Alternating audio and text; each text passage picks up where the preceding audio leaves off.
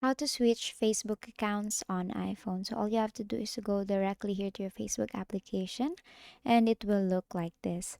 Now on the bottom part, you will see six different options there. You will see home, friends, watch, marketplace, notifications, and menu. Then tap on the three dash lines there. You will see menu. Tap on that and it will look like this.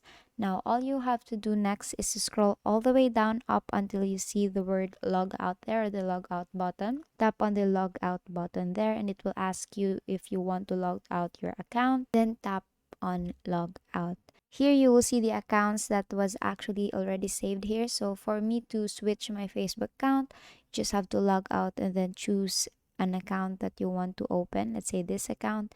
And as you can see here, I have successfully switched my Facebook accounts on iPhone. And basically that is how you switch Facebook account on iPhone.